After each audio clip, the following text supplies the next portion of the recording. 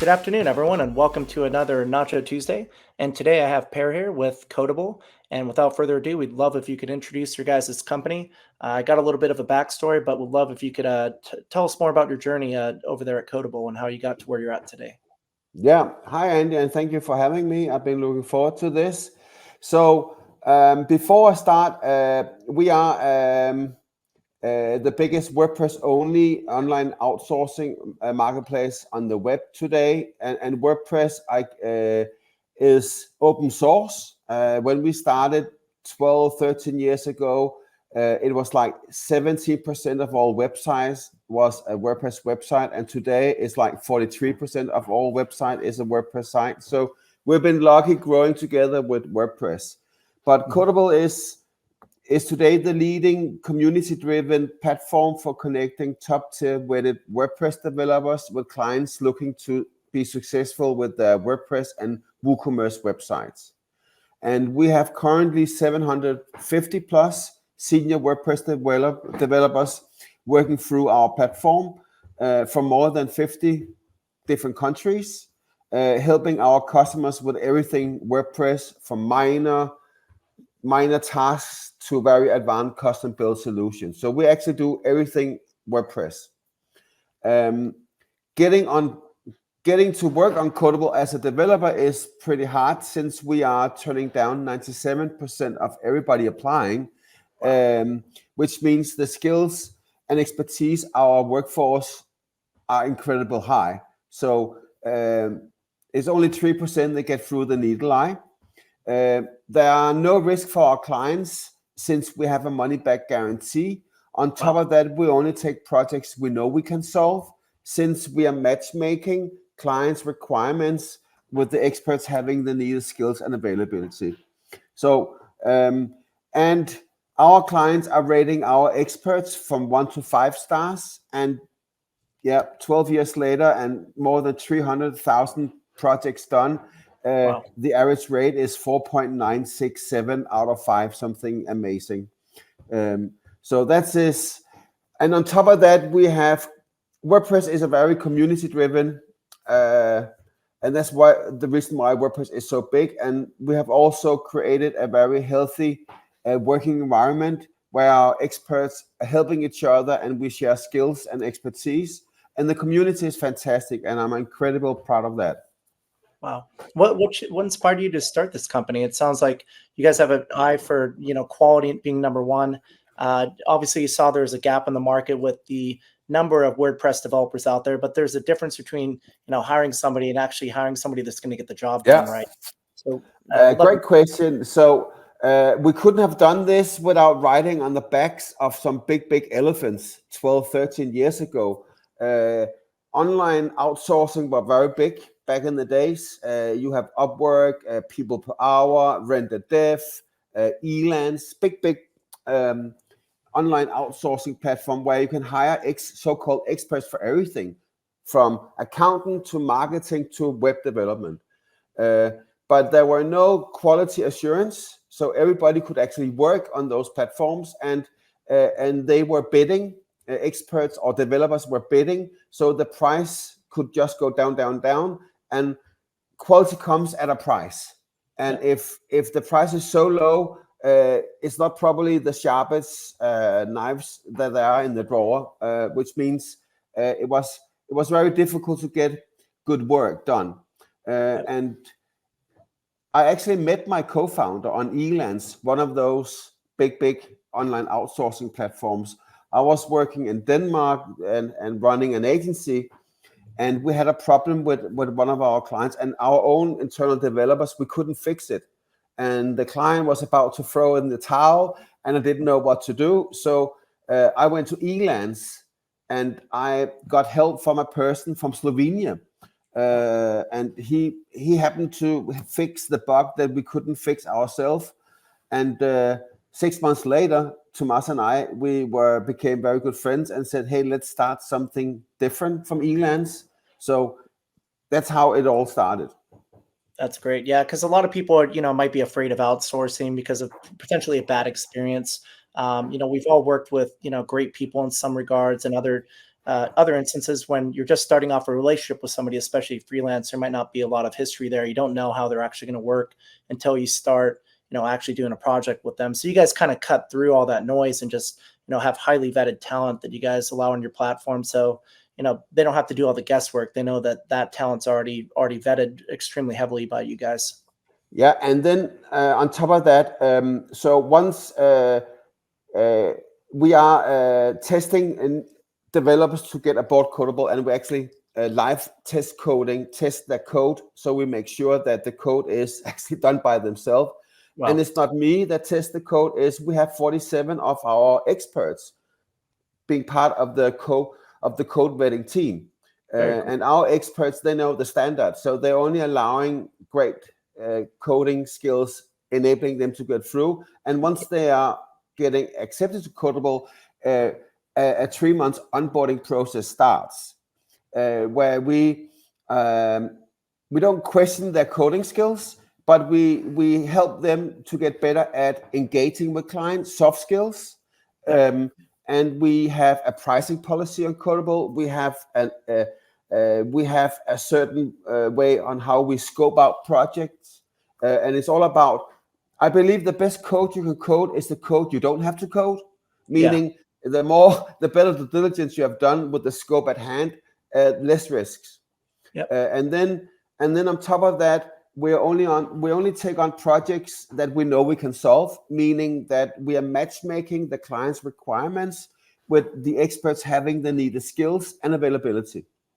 So, and then we not have one expert, but up to 5 experts engaging with a client, because we believe more brains works better than one. So it's 2, 3, 4 people on average per project, and they're only allowed to chat with the client about the scope at hand and getting the scope 100% defined. Once it's defined, it's also easier to make estimates. And then our experts are making the individual estimate, and the client see an average price based on the different estimates. So that we do in order to have fair pricing. So that's how, and we only, and that's interesting. So, and the client pays upfront into an escrow. And once the client is satisfied, he needs to push a big green button, I'm happy, and first then the money get released. So we don't make any money, nor the experts, before the client is actually happy. Very cool. Yeah, so you guys apply a lot of, quality control standards, I guess, that don't exist in a lot of the freelancing industry today. What other problems did you see in the freelancing industry that you guys wanted to address when you launched Codable? I mean, we probably looking back and preparing for this webinar today, I was looking back on how we started, and you also have some questions about some what are the good tricks of the trade, and I think it's very much timing.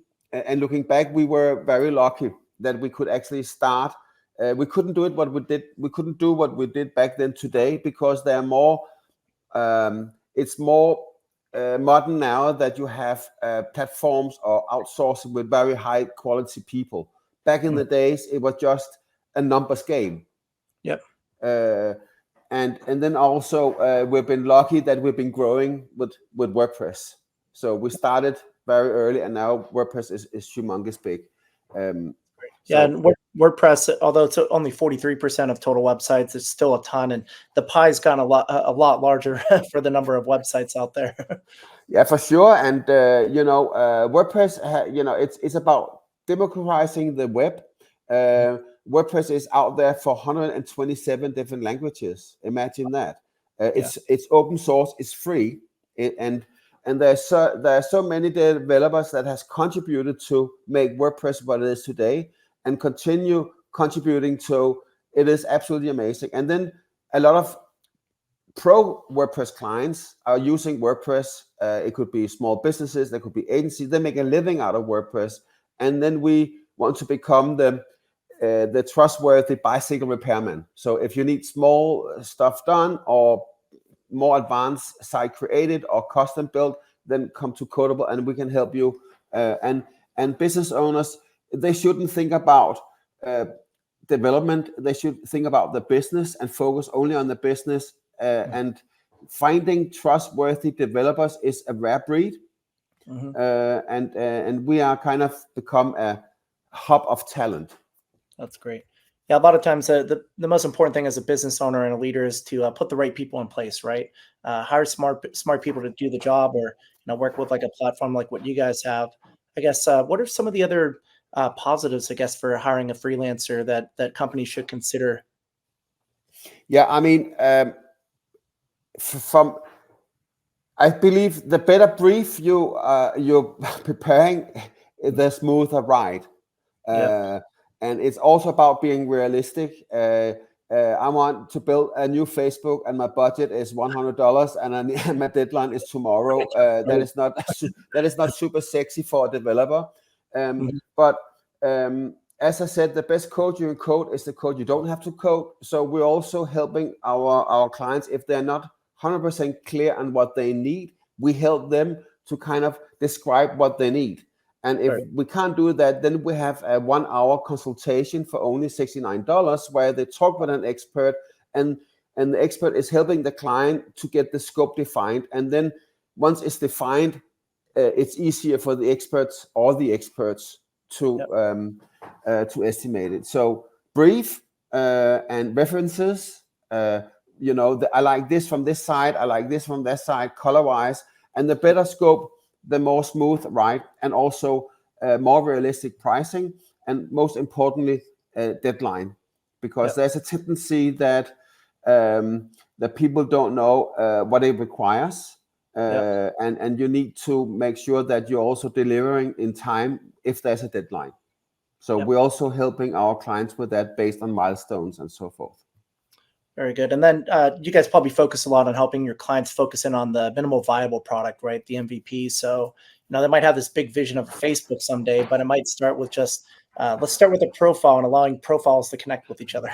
Well, it really depends on the client. If most of our clients are businesses that is running and they need help optimizing or customizing their website. We also have clients that are going to build from scratch. Or agencies outsourcing to us. An MVP thing is something that is super important when you are an upstart. We also started with an MVP back in the day. So the first year, I was working double work. I was working in the agency, and then I was Tomas, my partner. I paid him with my own savings to work on an MVP while we were doing an analyzing of the market. Figuring out, is there a market fit for a player like Codeable?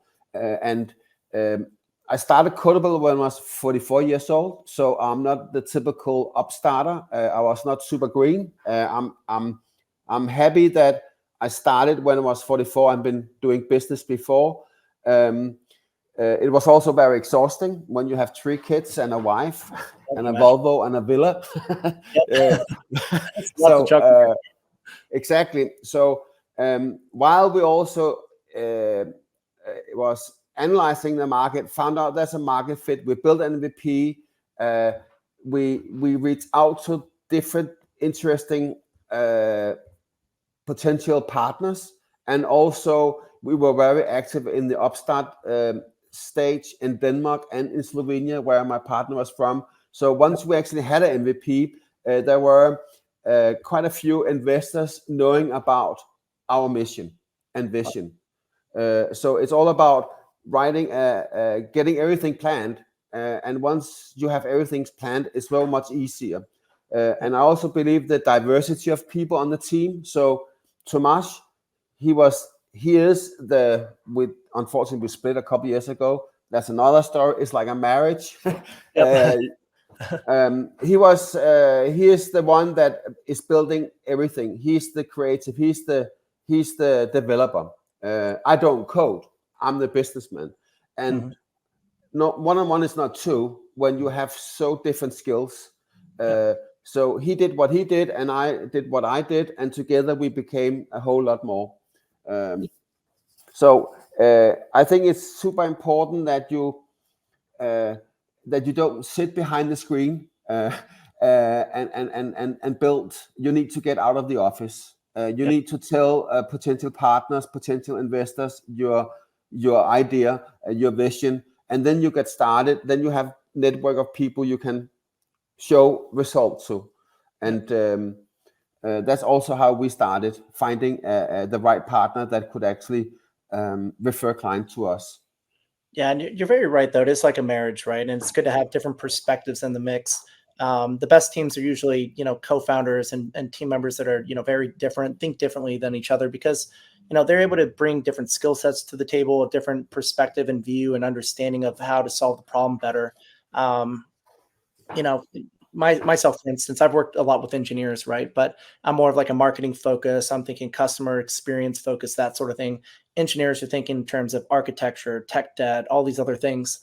So if you have, the right, engineering mind as well, paired with the right business people, you can really make magic happen, right? A lot of times, what you might find sometimes is too much of the group think happens with the same type Yeah. of people hanging out together. Two business people launching a company saying, this is the way it should be. And, the engineers say it's not And they possible. don't have a product, and the engineers build the product, but they can't sell sand in Sahara. Yeah, exactly. Yeah, totally true. Yeah, that's it. But yeah, if you Yeah, get both together, it's dangerous in a and good way. it's also super important that looking back, Tomas was a very different kind of person that I'm not normally working with when I was in the agency business. It was like alpha males. You were actually hiding what you're not good at. But Tomas taught me about the web development world, how developers are thinking. And I've been working with developers very closely the last 12 years. And I'm full of awe of developers. I hope one day developers will take over the world. I'm quite sure it'll be a better world because they're very good at sharing. Everybody that they fall in love with computers, they like the coding, and then once they ask people on the web how to do A, B, and C, and once they know, they give back. Yep. Where businessmen, they're cruel. Yep. It's only money, and they don't help one another. So Tomas taught me that it's all about sharing, and that was one of the key aspect of building Codable was to create not only a two-sided marketplace where we have clients and developers working on our platform. It was also creating a healthy working environment, an academy where we can share and help one another, because we have 750 plus experts. Imagine all the skill sets combined, what we're able to do. So we got skills chats every Friday where experts are educating other experts about what they're good at. And we are helping each other out 24/7. It's not about you getting the work or me getting the work. It's about getting a scope properly defined. And if Andy, if you have nailed it, then you should go with the client, because we have a fair balance between numbers of experts and available projects. So it's better to help one another. And then we have a Slack where everybody's on. If you're good at marketing, Andy, can you help me with this? Of course, you'll get back, and then I can help you. And all of a sudden, you have access to a whole lot more. And that means also better quality and better results and more happy clients. So it's kind of the community. The community is by far the most what I'm most happy of what we have achieved. Yeah, that's a great point. Any community really thrives on that, the give first mentality. And without it, if everybody's just there to take, it's like it doesn't work for anybody in that regard. And that's one thing I do respect about the developer community. A lot of them do collaborate with each other. Look at Stack Overflow, for instance. People are always helping each other solve problems. Yep. They have this innate ability to want to solve problems, right? But I have seen a lot of business people that do have this give first approach, and those tend to be the ones that are more successful. But to your point, there is a lot more higher percentage of business people that are just out to get what's in their best interests.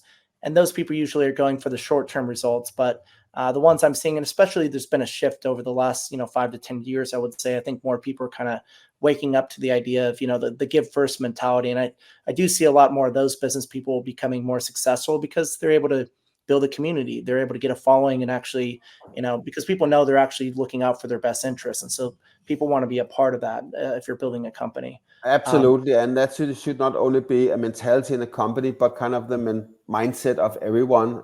We are a point where we should all help one another. It is it's a difficult world out there. So it's super important that you keep to your core values and the DNA, and make sure that people are thriving. So we are helping out as good as we can. Also, if people have personal crisis problems, we help out. We always trust and believe in our experts, and we all make mistakes. Mm-hmm.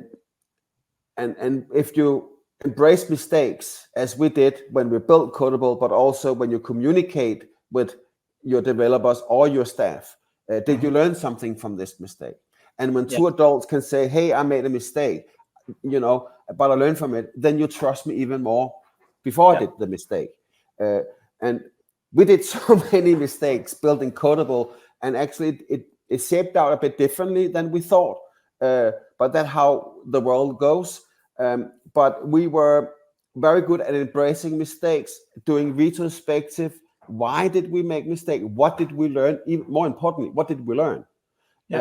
And building an MVP is super interesting because it doesn't have to be so fancy. It doesn't have to have too many features. It's all about deploying and figuring out. And then, test and ask and talk with customers. What do they like, what they don't like, because you can easily become too product minded, that you can't deploy before you have everything. But then maybe you're drowning in the only thing you're good at, right? It's actually just matchmaking skills. It doesn't have to be that super complicated. And that's why it's good to start small. That's why the MVP approach, it's kind of, it's kind of a buzzword, but it's actually meaningful, right? Because you focus on, solving the problem as simply as possible, or helping the customer, and then you can layer on and add more features and do all that great stuff after. A lot of times it's hard if you overbuild and overcomplicate it, and then you bring it to market assuming what the customer wants, but you haven't done a good enough job really getting the customer feedback, really, aligning the product to best solve their needs, because they're the people paying you at the end of the day, right? Yep. And if they're not excited to hand you money to fix that problem, then you haven't done a good enough job with your business model.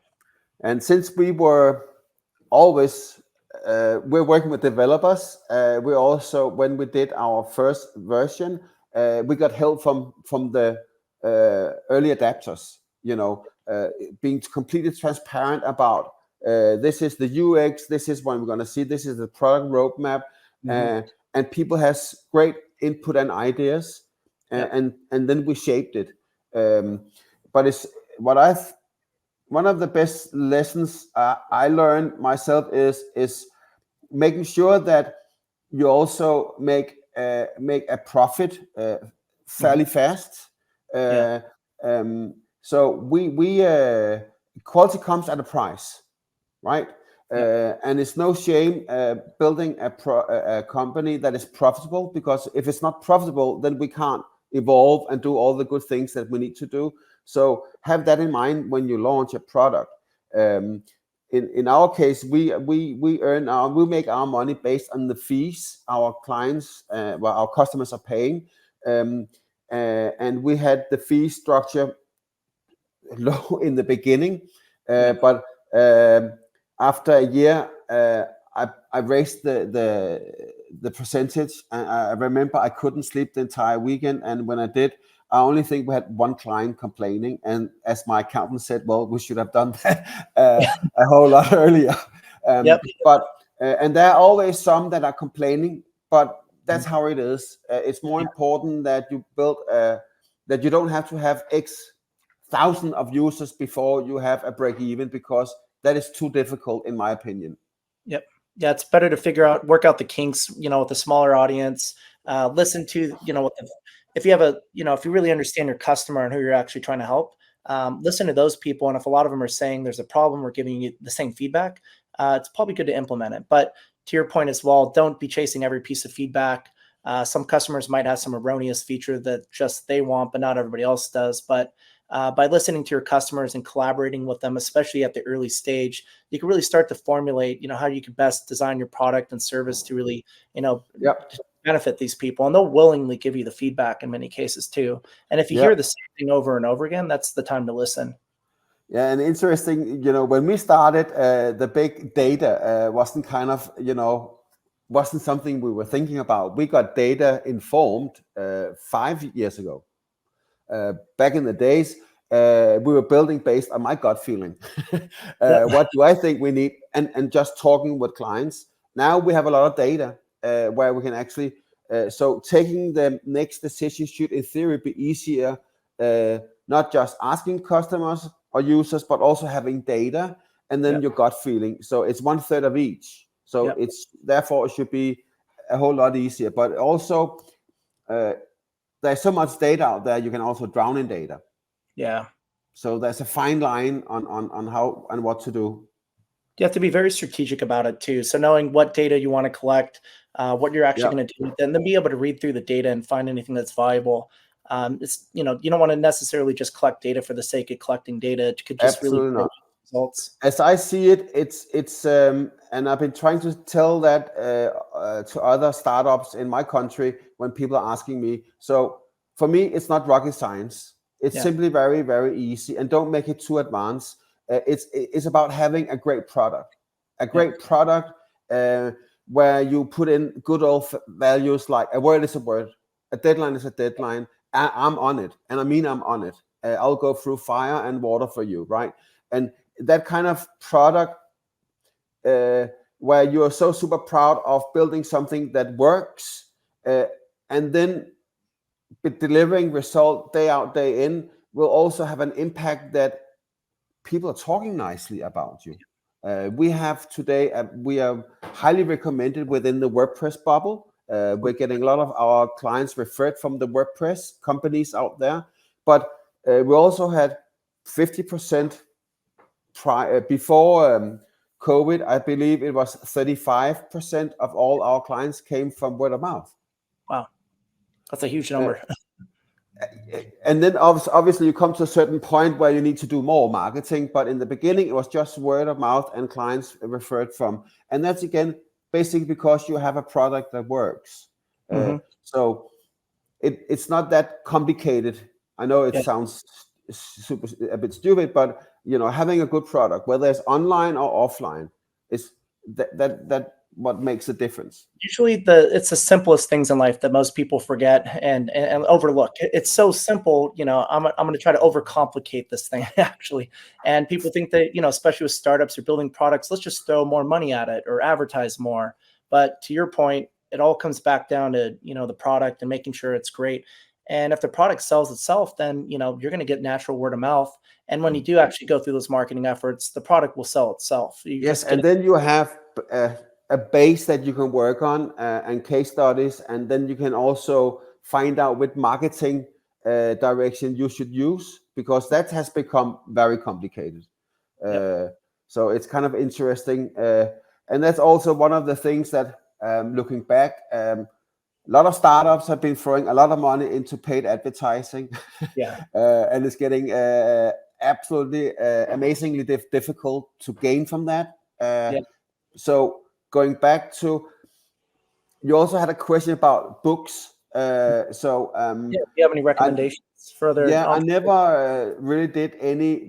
When I started my business, I went on Amazon and I bought a whole lot of different upstart books, because what do I know? I'm just a humble guy from Denmark trying to build an online outsourcing platform with my buddy that I met on Elance. He's from a different country. The first year, I didn't know he had legs because we were Skyping, I worked with an engineer in Germany. I launched a company with him, actually, an IoT company, and I never met the guy until after the company. Isn't it fantastic? Isn't it fantastic that it's actually doable? And when I talk about that, it can't be true. And we have created a $8-figure million company with no office. Everything is in the cloud. Very proud of having more than is it 50 or 60 different countries where our experts are from. It doesn't really matter where you're from, as long as you can code. So anyway, back to the book. The only book I remember that was it's called let me take my notes.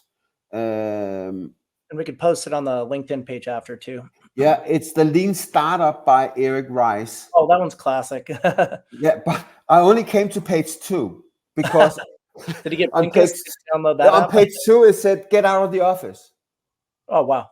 I love that. And here you are, and me too. Yeah, because you need to reach out as you do. You need to find audience for your podcast. We need to find clients for our platform. We need to talk with a whole lot of different people, and they are out there. So Yeah, do things sitting that don't behind the scale. screen doesn't really move, but you need to have people that does the MVP and the product and engineering and all that. Yep. Yeah, and I think one of the points too is to do things that don't scale, and the meaning for that is to like talk to your customers. Really spend time fine tuning the business model and actually understanding what your customers want before you go throw a bunch of money at advertising. Yeah, for sure. We kind of the first up to Corona, we haven't done a lot marketing. And now it's something that we need to do because scaling and keep on growing, it needs more and more. And we are we're very well kept secret. So we need to tell more people about what we do because we That's what can we're here definitely for. help you getting exactly. Awesome. And what's next for Kodable? What are you guys excited about that you're working on over there? Well, I mean, so it's we are a bootstrapping company, always been. We had an early investor that we bought out, and we've been creating everything ourselves and been growing nicely year on year for many years. And now I want to make a small dent in the universe. I believe there is a need for a place like Kodable. I believe website is here to stay, and people need help with their WordPress or websites in general to make money. And I envision that Kodable will be the hub of talent, where we have a healthy working environment with a whole lot of experts. Educating one another, working together more, because in the freelancing world, there's a tendency that experts are working in their respective silos with their respective clients. But if you're good at marketing and I'm good at SEO, you should talk with Andy and you should talk with Per, because now build your website. You need SEO. I can refer one of my best colleagues on Kodable. He's very good at this and this and that, and then we kind of become a fulfillment center of everything WordPress. And there's so much more we can do on educating and helping our developers. And there are so many amazing, interesting companies out there that should spend less time on development and having bad experiences with mediocre developers. Deadlines not being overhauled, budgets going in the wrong direction, getting frustrated, and that takes a lot of energy and defocus, where they should focus on the business and then outsource the work that they don't want to do or can't do to a reliable person. So that's next step. We're going to tell the world a bit more who we are. I like it. Yeah. So time is money, as they say. So, rather than learn the hard way, they should come to a web platform like you guys to be able to find the developers that could bring their vision to production from highly vetted developers instead of learning the hard way, fortunately. And Per, we're very excited to be working with you guys and hopefully to be a great part of your guys' growth story as well. We do really appreciate the partnership that we have with Kodable. Look forward to growing both of our companies together. And highly recommend your product. You guys have been great to work with. Definitely a sign of good leadership over there. Your team's been fantastic. Definitely recommend Kodable to everybody that's listening to this webinar today. And you can pick it up today in Nacho's B2B SaaS marketplace. It's the best place to buy SaaS. We have great products and platform partners like Per here. And we look forward to continuing to grow together, Per. Thank you. Likewise. Take care.